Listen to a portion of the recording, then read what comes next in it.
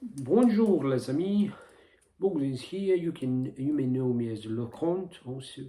I'm a person who talks about different things gambling, and today's is the first of the series that's called a theory of fraud, of cheating, and how it has been used in online casino business. So we want to know what are the laws of fraud, what are the main principles that have been used.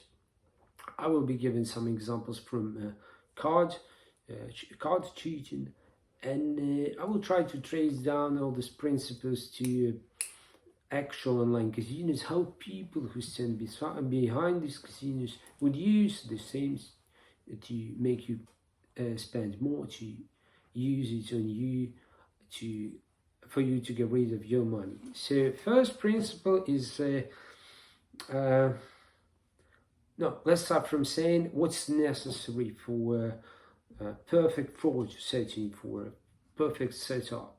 The first thing is complexity. So when you start to gamble and you are on online casino websites or whichever application, you get your a newsletter or email, or you somehow feel you've been invited to game, take notice of the how simple or complex it is. So complexity is the first principle, or the first necessary thing for the perfect fraud, and it means that complexity works to distract your attention or switch attention into another, something that's not important, in order for you to get distracted.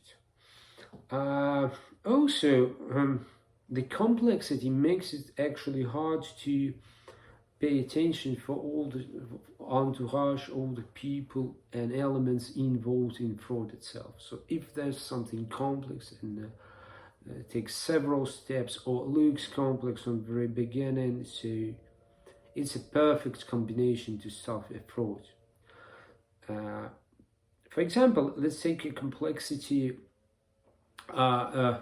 example of complexity in online casino business, and tell you, for example, if you see a lot of proofs, lots of seals on the website, lots of information concerns the legality, some facts, some articles about how it's done here. So obviously most of the time it's smoke and mirror, because it would distract your attention from the very simple fact that needs to be told at by casino, and which is necessary, is that despite of this, sales licenses, most of them meaningless and all the stuff, every player must know the chances and returns on each particular game. So if, for example, if you play slots, it is just necessary to understand that most of the time 5% of each bet, each time you bet,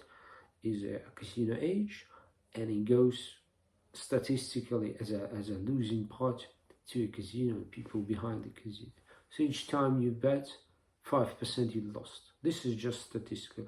It doesn't mean you lost 5% on all your bet amount. It actually means that each time you bet, you're losing 5%. So it means that if you make 100 bets of €1, so you'll statistically lose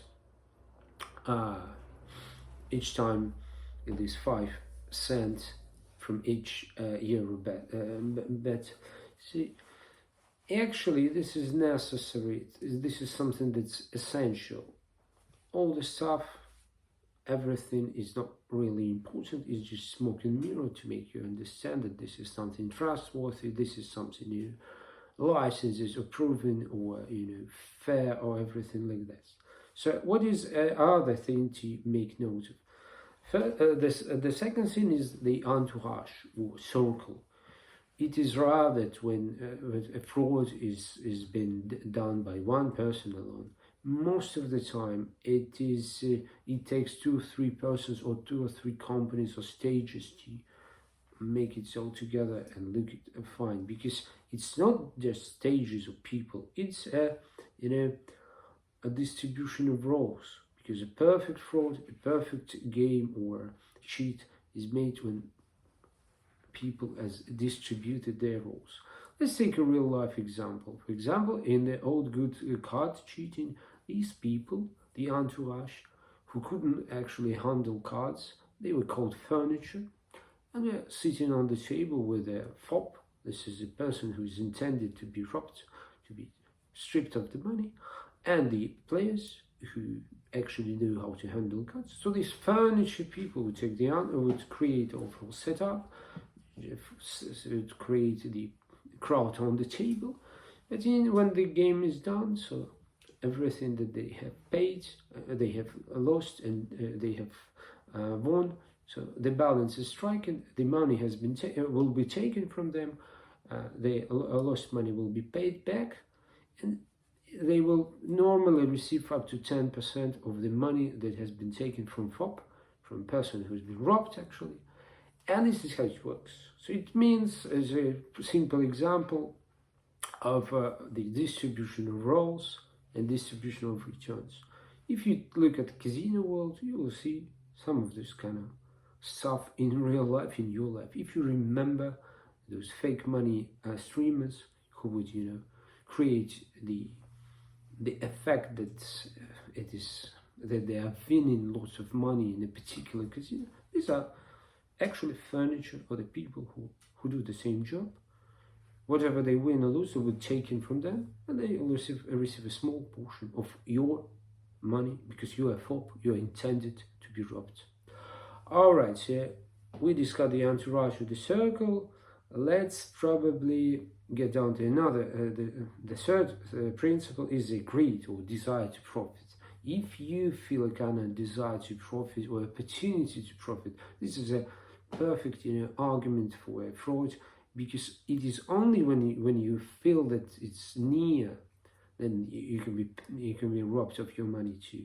So all the things in online casinos that connected to promise of wins, to some bonuses, and the stuff. This is a good explanation of how the greed is exploited for the perfect fraud.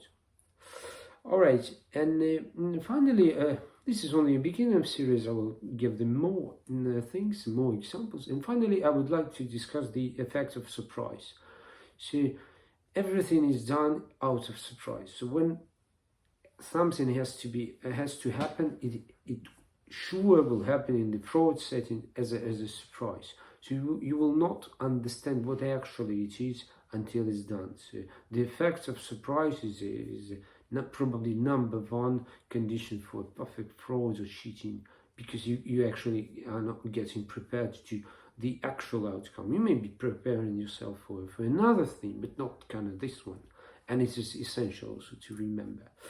Also, one example that came to my mind right now about the complexity, fake entourage, about destructing your attention and so on, so is fake reviews or fake videos on the casino website. It is not rare that you would check the casino website and all the time you will see Samantha 75 has won 1,000 euro and so on. So these are things that are done. So I'm telling these are not practically, they convey no practical information, because this is fake statistics, and it's just done for you to feel to get more complexity, more enticing you to become exploited.